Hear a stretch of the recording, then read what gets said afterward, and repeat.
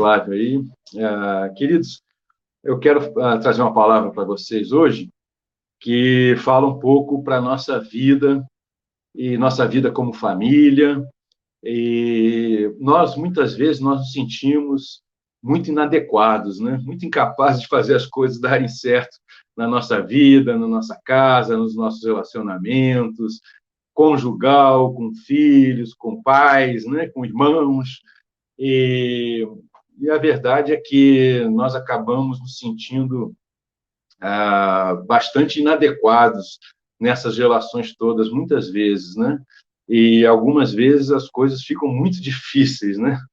Mas eu quero dizer para você que na Bíblia também as famílias eram assim, e já há mais de 3.000 anos atrás. Então, eu quero te convidar para ver a história de uma família na Bíblia, lá no início, na primeira parte da Bíblia, 1 Samuel, né, no Antigo Testamento, um dos livros históricos, aliás, o segundo, né? Você tem Juízes, aí você tem Ruth e você tem 1 Samuel, né? Então, que você abra sua Bíblia lá em 1 Samuel, no capítulo 1, e nós vamos ler os versos 1 a 20. Amém? Vamos refletir um pouco sobre como pode ser diferente a nossa vida, né? Com Deus. E aqui a gente tem algum exemplo disso, né? Então, vamos ler lá 1 Samuel 1 a 20. Diz assim a palavra de Deus. Havia certo homem de Ramataim, Zufita, dos montes de Efraim, chamado Eucana, filho de Jeroão, neto de Eliú, bisneto de Tou, filho do efraimita Zufi. Ele tinha duas mulheres, uma se chamava Ana e a outra Penina. Penina tinha filhos, Ana, porém, não tinha. Todos os anos esse homem subia de sua cidade a Siló para adorar e sacrificar ao Senhor dos Exércitos. Lá, Rofini e Finéias, os dois filhos de Eli, eram sacerdotes do Senhor. No dia em que Eucana oferecia sacrifícios, dava porções à sua mulher Penina e a todos os filhos e filhas dela. Mas a Ana dava uma porção dupla, porque a amava, apesar de que o Senhor a tinha deixado estéril. E porque o Senhor a tinha deixado estéril, sua rival a provocava continuamente, a fim de irritá-la. Isso acontecia ano após ano. Sempre que Ana subia à casa do Senhor, sua rival a provocava, e ela chorava e não comia. Eucana, seu marido, lhe perguntava: Ana, por que você está chorando? Por que não come? Por que está triste? Será que eu não sou melhor para você do que 10 filhos? Certa vez, quando terminou de comer e beber em Siló, estando o sacerdote Eli sentado numa cadeira, junto à entrada do santuário do Senhor, Ana se levantou e, com a alma amargurada, chorou muito e orou ao Senhor. E fez um voto dizendo: O Senhor dos Exércitos, ó Senhor dos Exércitos, se tu deres atenção à humilhação de tua serva, te lembrares de mim e não te esqueceres de tua serva, mas lhe deres um filho, então eu o dedicarei ao Senhor por todos os dias de sua vida, e o seu cabelo e a sua barba nunca serão cortados. Enquanto Ana continuava a orar diante do Senhor, Eli observava a sua boca. Como Ana orava silenciosamente, seus lábios se mexiam, mas não se ouvia sua voz. Então Eli pensou que ela estivesse embriagada e lhe disse: Até quando você continuará embriagada? Abandone o vinho. Ana respondeu: Não se trata disso, meu senhor. Sou uma mulher muito angustiada. Não bebi vinho nem bebida fermentada. Eu estava derramando minha alma diante do Senhor. Não julgues tua serva uma mulher vadia. Estou orando aqui até agora por causa de minha grande angústia e tristeza. Eli respondeu: Vá em paz e que o Deus de Israel lhe conceda o que você pediu. Ela disse: Espero que sejas benevolente para com tua serva. Então ela seguiu seu caminho, comeu, e seu rosto já não estava mais abatido. Na manhã seguinte, eles se levantaram e adoraram o Senhor. Então voltaram para casa em Ramá. Eucana teve relações com sua mulher Ana, e o Senhor se lembrou dela. Assim Ana engravidou e, no devido tempo, deu à luz um filho. E deu-lhe o nome de Samuel, dizendo: Eu o pedi ao Senhor. Pai amado, nós te agradecemos por tua palavra e oramos, pedindo que o Senhor, pelo teu Espírito Santo, possa iluminar nosso coração, nossa mente, a gente possa aprender um pouco mais de ti, da tua vontade para nossas vidas, para que nós possamos viver de maneira a glorificar o teu nome e viver de acordo com a tua vontade, em perfeita harmonia com o que o Senhor quer para cada um de nós. Abençoa-nos nessa hora em que juntos, como igreja, refletimos na tua palavra, pedindo a tua luz. Sê conosco, Senhor, em nome de Jesus. Amém. Amém, queridos. Então, aqui nós temos o livro de Samuel, né? É muito interessante, porque aqui na nossa Bíblia tem 1º e 2º Samuel, mas o livro original era um só, né? Foi dividido muito tempo depois, quando foi traduzido para o grego, né? O hebraico foi traduzido para o grego na Septuaginta, lá pelo século II ou III antes de Cristo, né? E depois permaneceu assim também na tradução latina, e só mais tarde é que, quando voltaram a traduzir a Bíblia a partir dos textos originais, é que resolveu-se manter assim essa divisão por uma questão de facilidade de estudo, de leitura, né, de se guardar os seus ensinamentos. E Samuel, ele ocupa uma parte importantíssima na história de Israel. Por quê? Porque você tem o livro de Juízes, quando, na verdade, eles viviam numa teocracia, né? Os juízes não reinavam, os juízes aconselhavam, orientavam, julgavam, né? Mas eles dependiam de Deus para governar sobre eles. No entanto, já previsto lá na lei, eles sabiam que iam querer um dia, Moisés, né, já sabia que eles iam querer um rei, né? E Deus aprovou então essa intenção deles. Havia essa dualidade, né? Porque Deus aprovou que eles tivessem um rei, mas que fosse um rei segundo a sua aliança, né? Um rei que estivesse submisso à sua aliança, que estivesse submisso à voz dos profetas de Deus e que fizesse tudo segundo a lei do Senhor. E eles queriam um rei igual das outras nações, né? Um rei que dissesse para eles exatamente o que fazer, como fazer, e eles iam seguir o rei e não o Senhor, né? Então havia essa dificuldade aí, né? Que vai ficar clara ao longo de todos os reinados que sucedem, né? Mas Samuel é interessante pelo seguinte, porque ele é o profeta que vai inaugurar a monarquia em Israel, juntamente com o rei Saul e depois com o rei Davi, né? Saul, inclusive, porque desagradou o Senhor no seu reinado, né? Não reinou segundo a aliança, então Deus o depôs, e aí Davi foi ungido rei, né? Então, 1 Samuel conta essa história do reinado de Saul e Davi. Mas o mais interessante é que, em vez de contar as origens, né, de Samuel, de Davi, e gastar tempo com isso, o escritor do livro, que deve ter escrito depois do reinado de Salomão, filho de Davi, né, porque ele cita várias coisas ao longo de todo esse tempo, ele se encarrega de gastar tempo e tinta e papiro, né, para escrever a história de Samuel, que era o profeta, né, de Deus, que fazia essa ponte entre a monarquia e a aliança. Então, nós temos aqui a história da família de Samuel, né? Ana era a mãe de Samuel, esse grande profeta importante, né? Tão importante para eles nesse momento como foi Moisés lá atrás, né? Então, o que nós temos aqui? Você tem, começando a falar de Eucana, esse homem que era casado com 2 mulheres, né? Penina e Ana, e nós precisamos nos lembrar que isso não foi algo que Deus estabeleceu, né? Se você olhar lá em Gênesis, no início de Gênesis, o casamento instituído por Deus era monogâmico e heterossexual, né? Ou seja, um casamento entre um homem e uma mulher, para eles se amarem e serem fiéis até a morte, né? No entanto, depois da queda, no tempo em que cada um fazia conforme achava melhor, né? Diz a Bíblia várias vezes, né? Cada um fazia segundo melhor lhe parecia, né? Nós temos lá em Gênesis 4, né? Gênesis 4, você tem o primeiro casamento, a primeira poligamia, né? Um homem tomou para si 2 mulheres e, a partir disso, virou um costume em Israel. Então, coisas que aconteceram ao longo da história, que Deus permitiu, mas que não era o projeto inicial dele para a humanidade. Então, aqui você tem Eucana, que casou com Ana e Penina.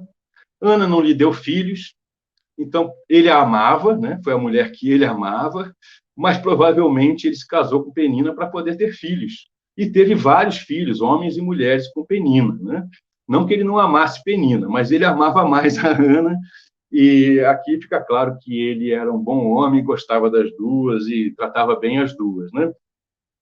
Então, o que acontece? Eles, no verso 3, você vê que ele subia anualmente para o lugar de adoração central de Israel. Naquela época não era Jerusalém. Jerusalém só vem depois com Davi, no reinado de Davi. Então, era Siló, e lá era onde estava o tabernáculo, porque ainda não existia templo. Então, o lugar de adoração central e de sacrifício era Siló. E os homens, conforme a lei, deveriam subir a esse lugar de adoração central pelo menos 3 vezes por ano.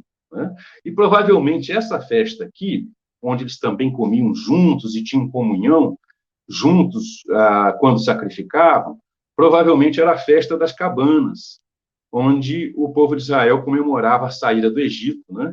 Até hoje, se você olhar em algumas cidades onde há muitos judeus, como Nova York, por exemplo, os judeus ortodoxos, eles fazem cabanas de pedaços de ramos, de plantas, fazem na cobertura dos prédios, fazem nas suas varandas, fazem no pátio, no quintal de casa, ou em outros lugares que eles vão passear, e ficam 7 dias dentro dessas cabanas para celebrar essa festa que foi instituída na Bíblia, para celebrar a saída, o êxodo, a saída, a libertação do povo da escravidão do Egito. E, ao mesmo tempo, também era conhecido como a festa da colheita, que era quando eles louvavam e agradeciam a Deus porque eles estavam celebrando o início da primeira colheita do ano. Então, queridos, eles subiam para adorar, faziam esses sacrifícios lá em Siló todo ano, e então, o que nós temos aqui? Nós temos aqui essas dificuldades todas que nós lemos no nosso texto. Assim como nós, as famílias naquela época também eram disfuncionais, também tinham seus problemas. E aqui nós temos que Ana, ela era estéril, E diz a Bíblia que Deus a fez estéril. Por quê? Porque eles entendiam que Deus é que dava os filhos. E hoje nós temos nas famílias pessoas que ficam enfermas, pessoas que ficam estéril, pessoas que têm dificuldade. Naquele tempo não existia nem inseminação artificial. Mas o que acontecia com isso? O fato dele ter 2 mulheres, elas não viviam em harmonia. O que acontecia? Elas tinham essa rivalidade. Isso é algo comum. Se você tem... isso não é só porque elas eram mulheres de Eucana, as duas, mas é porque elas disputavam, essa coisa do nosso coração, queridos? Por que nós somos disfuncionais? Por que nossas famílias têm problemas? Porque, assim como na família de Eucana, eles eram pecadores como nós, E o coração buscava a sua autossatisfação, buscava estar por cima dos outros, buscava se sentir superior. Então, Penina fazia isso. E o que ela fazia? Na sua insegurança, ela precisava parecer superior a Ana, porque ela sentia que o marido a amava mais do que a ela. E o que ela fazia? Ela provocava continuamente, porque ela dava filhos a Eucana e Ana não. E o que acontecia? A Ana vivia humilhada, se sentindo humilhada, vivia amargurada, vivia angustiada, vivia aflita, vivia em extrema tristeza, por conta disso. E essa era a vida deles. Todo ano, quando eles subiam para essa festa em Siló, isso parece que ficava pior, Parece que era uma coisa assim, porque era algo importante para a família, era um evento importante para a família, fazia parte da espiritualidade regular deles. E então você imagina a situação. Era um lar onde tinha um homem que amava suas mulheres, mas, ao mesmo tempo, elas viviam angustiadas e ele não sabia o que fazer com isso, né? Uma provocava a outra, ou seja, havia muitas dificuldades, né? E eu não sei, as nossas famílias têm dificuldades comuns, né? O que a gente pode aprender disso é que não existe família perfeita, né? Muitas vezes a gente cria falsas expectativas, porque nós somos cristãos, porque nós amamos a Deus, porque nós cremos em Deus, que as coisas vão ser perfeitas, né? Vão ser maravilhosas, que nunca vai acontecer nada de ruim e que nós vamos viver em harmonia, em alegria, em perfeita paz. Mas a verdade é que depois da queda, nós nos tornamos disfuncionais, inadequados. E nós somos assim. Muitos de nós conseguem ser tão cruéis quanto Penina, provocando os outros, né? Tentando, na nossa insegurança, nos sentir superior aos outros. E assim nós fazemos isso, muitas vezes, por causa de inveja, né? Talvez Penina tivesse inveja do amor que Eucana tinha por Ana, né? Ou então por ciúmes, né? Ou então por um sentimento de posse, né? E isso faz com que as pessoas não convivam bem, que as pessoas se desafiem, que as pessoas se provoquem, que as pessoas falem coisas que ferem o outro, como Penina fazia todos os anos com Ana, né? E talvez o ano inteiro, né? A gente não sabe se a coisa piorava durante as festas lá em Siló, né? Durante o momento de adoração especial em Siló. Mas isso acontecia, né? E aí nós vemos no texto que Ana vivia triste, amargurada e angustiada, né? No entanto, Ana, ela cria de coração em Deus. E essa aqui é a grande diferença, talvez, na vida de Ana, né? Ela cria e confiava em Deus.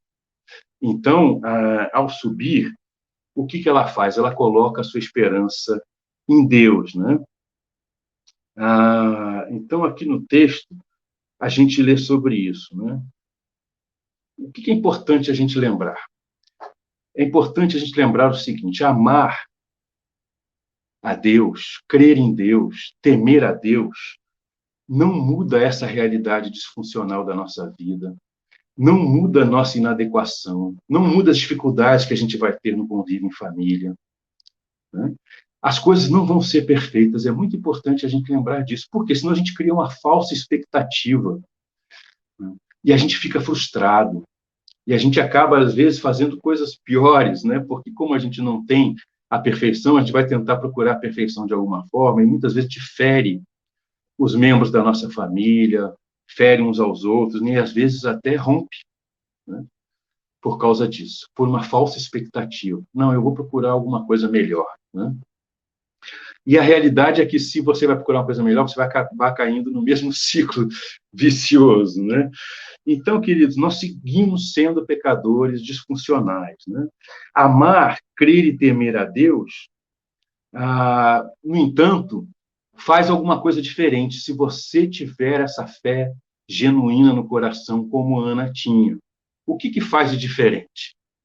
Amar, crer e temer a Deus te leva a não querer retribuir o mal com o mal.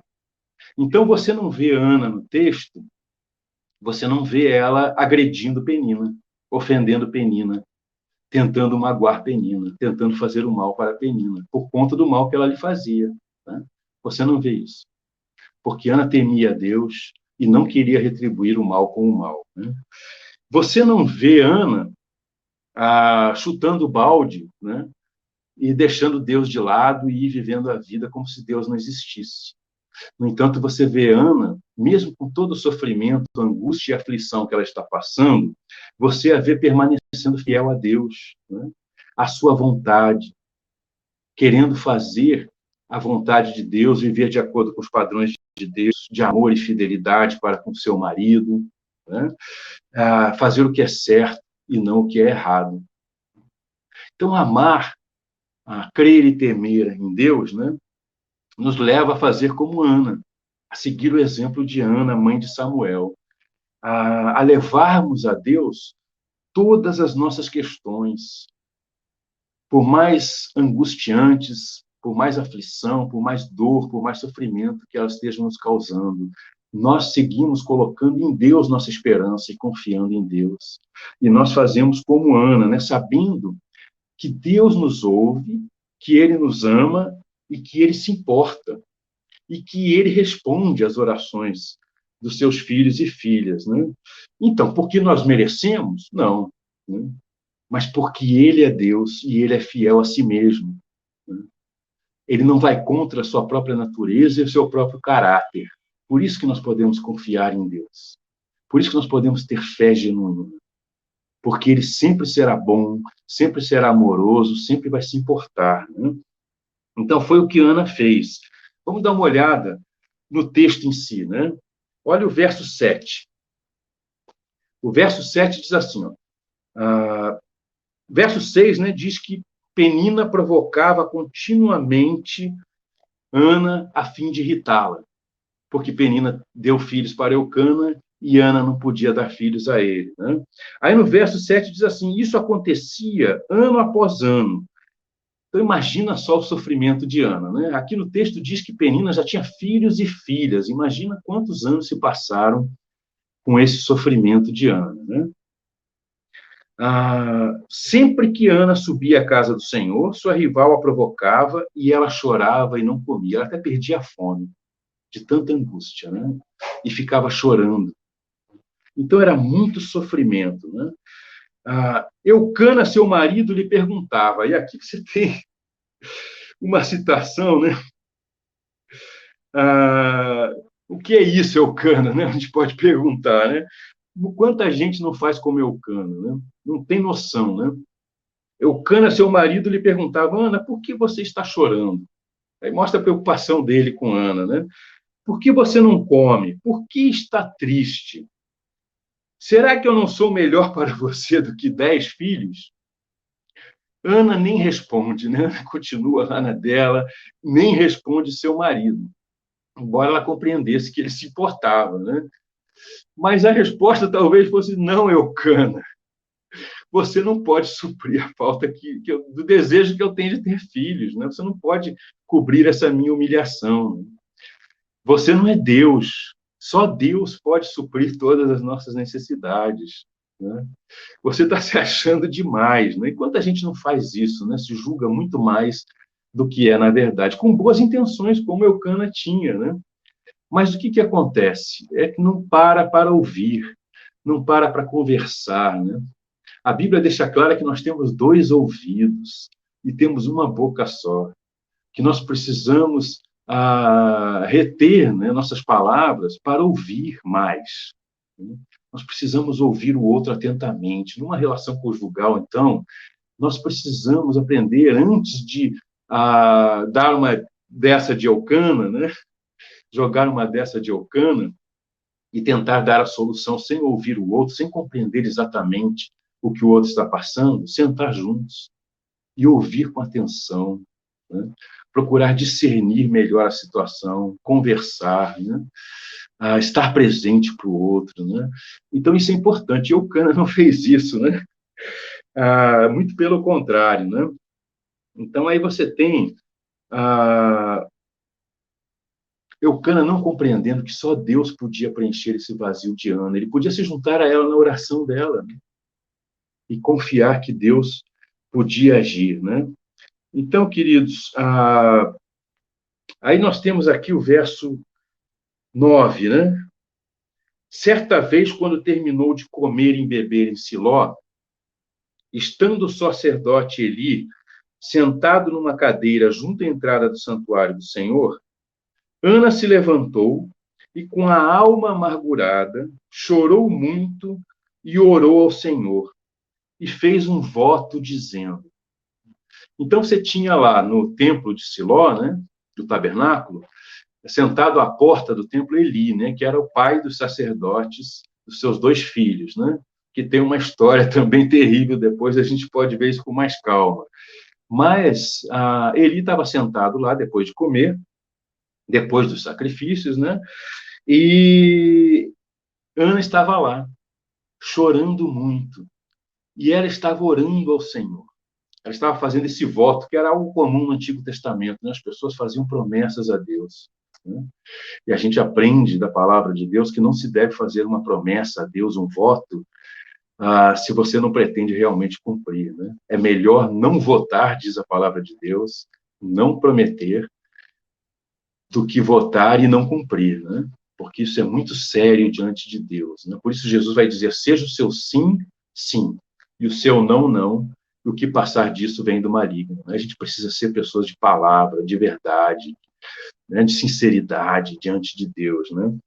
E sempre cumprir com nossa palavra. Mas era comum, e Ana faz esse voto que ela vai cumprir depois, né? Diante de Deus, de oferecer o seu filho para servir ao Senhor, como um nazireu, né? Como nós temos a história de Sansão, né? Tanto é que ela promete que o seu cabelo não vai ser cortado, né? Geralmente era um voto que se fazia por um tempo, 1 ano, 2 anos, 3 anos, né? E então a pessoa que era oferecida a Deus ia servir a Deus por toda a sua vida e não ia cortar o seu cabelo, né? E aqui, então, é o que ela faz com Samuel. Ela não deixa de ser mãe de Samuel, não deixa de ver Samuel lá no templo, mas ele vai estar dedicado ao Senhor, como um servo do Senhor, né? E então, enquanto ela está fazendo essa oração, o que que acontece?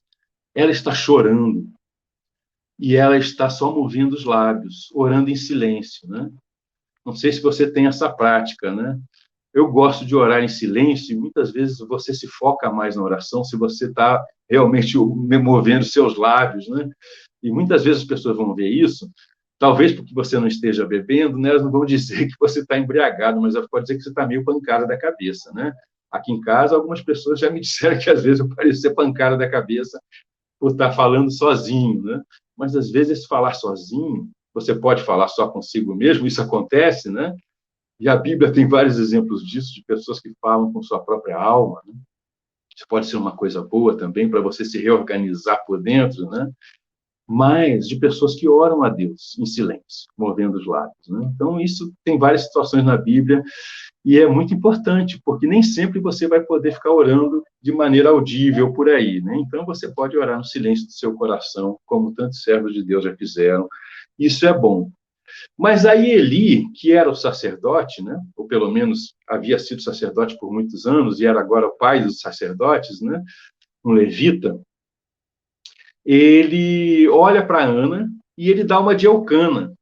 Em vez de ele sentar do lado de Ana, tentar ouvir a Ana, né? Tentar compreender, discernir o seu coração, para realmente estar lá para ela, presente para ela e ajudá-la, ele julga, né? Talvez porque nós sabemos que Israel estava vivendo anos de grande depravação, de grande instabilidade moral, né? Nós lemos isso no final do livro de Juízes, os últimos capítulos, né? Então, talvez várias pessoas entrassem no templo, no tabernáculo, embriagadas, né? E ele já estava acostumado com isso. Talvez ele tivesse pensado nisso porque seus filhos eram acusados de andar embriagados e fazerem um monte de bobagem, apesar de serem sacerdotes, líderes espirituais do povo, né? E em vez dele ir lá confrontar seus filhos, ele ficava julgando os outros, projetando nos outros isso. A gente não sabe, né? O que aconteceu. Mas Eli não foi sábio. E Eli, então, ele julga a Ana, né? E diz o texto, assim no verso 12, ó, enquanto ela continuava a orar diante do Senhor, Eli observava sua boca.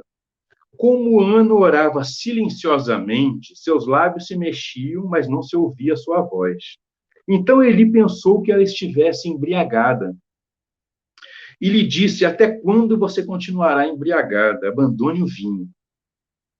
Aí Ana ouve aquela profetada de Eli, né? Aquele julgamento, e ela responde, não se trata disso, meu senhor, né? Com todo respeito ao sacerdote, né? Sou uma mulher muito angustiada. Não bebi vinho nem bebida fermentada. Eu estava derramando minha alma diante do Senhor. Eu estava chorando, angustiada e orando ao Senhor, com fé, né? E ela diz que estava derramando sua alma diante do Senhor. Não julgue sua serva uma mulher qualquer, estou orando aqui até agora por causa da minha grande angústia e tristeza.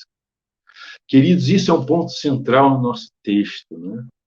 Que o escritor faz questão de registrar no livro que é estabelecido a monarquia de Israel, um momento histórico tão importante no povo de Israel, ele faz questão de registrar em detalhes a história de Ana, mãe de Samuel. E aqui esse ponto é central. Ela, na sua angústia, o que ela fez? Ela derramou sua alma perante o Senhor.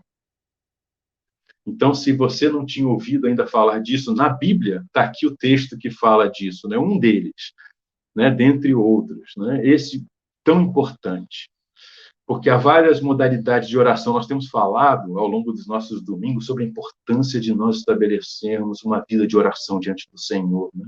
Resgatarmos uma vida devocional de oração, com fé no Senhor, porque Ele responde, né? Ele nos ouve, Ele nos ama e Ele interage conosco. É um Deus vivo, não é um Deus só imaginado pelo homem, né? Criado pelo homem, como tantas religiões. É um Deus real que criou a todos nós, nos ama e vem nos resgatar por meio do seu Filho Jesus Cristo, por sua morte e ressurreição, e nos dar uma nova vida. Vem habitar dentro de nós, por meio do seu Espírito Santo, e nos dar a vida eterna. Então, ele quer ter esse relacionamento conosco pela oração. E há várias formas de oração, né? O louvor, a gratidão, súplicas, os pedidos, a intercessão. E há também essa modalidade de oração, que é estar na presença do Senhor com toda a verdade do nosso coração e derramar nossa alma diante dele. Nós lemos no Salmo 25, né? O salmista dizendo: a ti, Senhor, elevo a minha alma. Se coloca por inteiro, de coração, na presença do Senhor, para ter comunhão espiritual com Ele, mediante a oração. E aqui Ana derrama a sua alma diante do Senhor, né? O Flávio nos conduziu num cântico maravilhoso, né? Que diz assim: eis-me aqui outra vez, diante de ti abro o meu coração. Meu clamor tu escutas. Uma declaração de fé, né? Como Ana orou com fé, aqui nós sabemos pelos versos seguintes, né? E fazes cair as barreiras em mim. És fiel, Senhor, e dizes palavras de amor. Depois o cântico diz assim: no calor deste lugar eu venho me derramar. Dizer que te amo, te preciso, que sou grato, que és formoso. Alguém que derrama a alma diante do Senhor, que sabe que o Senhor ouve o seu clamor, né? E que está tendo comunhão e adorando o Senhor, expressando sua gratidão, seu louvor, contemplando o Senhor na sua beleza, né? Tu és formoso. Queridos, nós precisamos resgatar isso na nossa vida, nós precisamos seguir o exemplo de Ana. Quantas pessoas têm vivido angustiadas, têm ficado decepcionadas, têm ficado abatidas, têm vivido em tristeza profunda, têm ficado aflitas, cheias de ansiedade. E a Bíblia o tempo todo nos convida: olha, volte-se ao Senhor, ore ao Senhor, derrame a sua alma perante o Senhor, abra o seu coração. Você pode chorar na presença do Senhor. Ele te ama, ele se importa, ele vai te ouvir e ele vai te responder da melhor forma que for para você. Para a glória do seu próprio nome, porque ele é assim, ele não muda. Então nós precisamos aprender com Ana, né? E Eli não foi sábio. Quantas pessoas na igreja, né? Às vezes não é só os líderes, não, como Eli, né? Que era um líder espiritual do povo. Quantas pessoas veem os irmãos e vão logo e julgam, né? Em vez de ouvir, de sentar junto, de ser um ombro amigo, né? De ser esse canal de Deus para a graça de Deus para o outro, vai logo jogando julgamento, e vai apontando o dedo, e vai criticando, e vai falando mal. Que triste isso, que lamentável, né? Por mais bem intencionado que Eucana e Eli estivessem, eles não agiram bem, não foram sábios. Nós precisamos aprender a ser sábios, como a palavra de Deus nos ensina, a ter compaixão por aquele que está sofrendo, a sentar junto, ouvir, porque cada história é uma história diferente. Assim, a vida na nossa casa, na nossa família, sua vida conjugal, sua vida com os filhos, com seus pais, com seus irmãos, pode ser muito melhor se houver esse amor verdadeiro, que é o amor que Deus tem por nós. Né? Nós podemos ser francos e sinceros diante de Deus, podemos dizer tudo, porque Ele conhece tudo, não dá para esconder dele mesmo. Né? Então, queridos, nós precisamos aprender isso com Ana, né? A não julgar, né? Sem, por nossas experiências anteriores, né? Acharmos assim, você está embriagado, você está louco, que bobagem é essa que você está fazendo, né? Mas sentar e ouvir, e começarmos a nos conhecer melhor, e ter verdadeira comunhão com o outro, e podermos ser verdadeiros ajudadores, auxiliadores uns dos outros, encorajadores, né? E ter compaixão verdadeira, né? E sermos amigos leais, né? Então, o que Ana fazia nessa hora da angústia, da aflição? Ela orava com fé, esperando em Deus. Né? Aí você pode se perguntar assim, mas por que Deus permitiu Ana sofrer tantos anos? Por que Deus permitiu que Ana fosse estéril? E aqui nós temos a resposta no texto, né? Porque ele queria que Ana tivesse essa comunhão com ele. Deus permite que a gente passe por situações angustiantes e aflitivas em nossa vida para que Ele seja a nossa única esperança, para que Ele seja a nossa maior e real esperança, para que a gente aprenda a se voltar para Ele com fé, no Deus verdadeiro e vivo que Ele de fato é, para que a gente passe a crer que Ele pode intervir e transformar a nossa realidade, porque Ele pode, que Ele responde. E Ana finalmente confiou e foi até ele dessa forma, e derramou a sua alma diante dele. E o texto diz que ela mudou. Você vê, depois que isso aconteceu, ela comeu, né? O apetite voltou, ela orou com fé, ela creu que Deus ia mudar a sua realidade. Né? E ela então ofereceu sacrifícios junto com Elcana, com sua família, e voltou tranquila para casa. E Deus agiu, né? Deus tinha esse propósito maior dela ser a mãe de Samuel. Então, a Ana voltou para sua casa e ela se deitou com Elcana, teve relações com ele, e Deus se lembrou dela.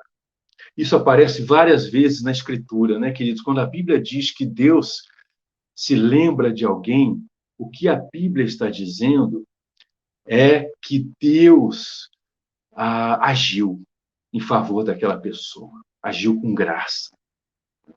Ele interviu na vida daquela pessoa. Ele não apenas pensou naquela pessoa, mas ele se lembrou e interviu na vida daquela pessoa. Né? Foi o que ele fez com Ana. Então, Ana engravidou, teve Samuel, lhe deu o nome de Samuel, porque diz, eu pedi ao Senhor, né? É o favor de Deus, a graça imerecida de Deus na vida dela. E ela reconheceu isso, né? A bondade de Deus na vida dela, a graça de Deus. E depois disso, Ana vai ter outros filhos, homens e mulheres, né? Então ela deixou de ser estéril, né? E ela depois vai ficar registrado aqui na Bíblia um cântico tão belo quanto o cântico de Maria lá no Novo Testamento, depois que ela soube que ia gerar Jesus, né? O Messias, né? O Filho de Deus. Né? Um cântico maravilhoso de louvor a Deus, um cântico que anuncia, que prenuncia a monarquia em Israel e prenuncia o reino messiânico no futuro, né? Eterno. Então, um cântico maravilhoso, né? Então, queridos, o que nós podemos aprender de tudo isso? Que nós teremos dificuldade na nossa vida. Deus não prometeu que enquanto nós estamos aqui, nesse mundo caído, antes da ressurreição, antes da volta de Cristo em glória, que a nossa vida vai poder ser perfeita, que tudo vai ser maravilhoso até o fim da vida. Não, nós vamos ter angústias, aflições, dificuldades, embates, problemas. Nós vamos ferir os outros, vamos ser feridos. Né? Porque nós somos disfuncionais, nós somos assim, imperfeitos. Né? E isso nos ensina a ser humildes, a reconhecer. Porque assim, sendo humildes e dependendo de Deus, da graça de Deus, do favor de Deus na nossa vida, nós vamos, como Ana, querer ser fiéis a Deus, conhecer a sua vontade, não retribuir o mal com o mal, né? Mas viver uma vida que agrada a Deus, que honra a Deus, que glorifica a Deus, né? E isso vai fazer com que a gente viva melhor em família também, né? Que coisas podem acontecer sobre as quais nós não temos controle na nossa vida. Pode acontecer coisas que magoam, que ferem, que nos decepcionam, né? No entanto, isso não é motivo para a gente, como cristãos, como servos de Deus, deixarmos de ser fiéis a Deus, de confiarmos a Deus, de fazermos de Deus a nossa maior esperança, de desenvolvermos esse relacionamento com Ele e irmos a Ele e derramarmos a nossa alma diante dele, o nosso coração, e confiarmos e seguirmos sendo fiéis a Deus e fazendo a sua vontade, né? Elevar a nossa alma a Deus, como diz o salmista, sempre, né? Derramar a nossa alma diante dele em tempos de angústias e confiar, porque ele continua nos amando, se importando. Então, queridos, esse é o exemplo que o nosso texto nos dá, é o exemplo de Ana, né? As pessoas e nós mesmos, quando muito bem intencionados, podemos ferir os outros, podemos falar de uma maneira inadequada, mas nós não precisamos agir com maldade como Penina fazia com Ana, né? Se você tem um coração realmente em Deus e não apenas se diz cristão, né? E Penina talvez, eu sou israelita, eu sou judia, né? Mas não era de coração, era uma coisa de família, era uma coisa, ela não seguia no coração a aliança com Deus pela fé, né? E se nós somos verdadeiros discípulos de Jesus, nós não vamos agir assim, nós vamos agir como Ana, não querendo retribuir o mal com o mal, perdoando, né? Buscando a harmonia dos relacionamentos, né? Buscando melhorar, buscando fazer o bem, buscando ser fiéis a Deus, buscando conhecer a vontade de Deus e mantendo esse relacionamento de comunhão com Deus, quando angustiados, quando aflitos, quando ansiosos, né? Nos arrependermos dos nossos próprios erros, pedirmos perdão a Deus, pedimos a perdão a quem nós precisamos pedir perdão, nos reconciliando e nos mantendo fiéis, crendo que Deus vai agir, porque Ele vai responder, se nós crermos de coração, né? Então, essa é a palavra que eu quero deixar com você. Não crie falsas expectativas de uma vida perfeita, mas confie no Senhor, busque ao Senhor, desenvolva essa relação que Ana tinha com Deus, com o Senhor. Confie no Senhor e coloque a sua esperança no Senhor. Amém? Que Deus te abençoe e que Ele possa te mostrar o quanto vale a pena seguir sendo fiel, amando a Deus, temendo a Deus e crendo no Senhor. Amém? Deus abençoe, graça e paz.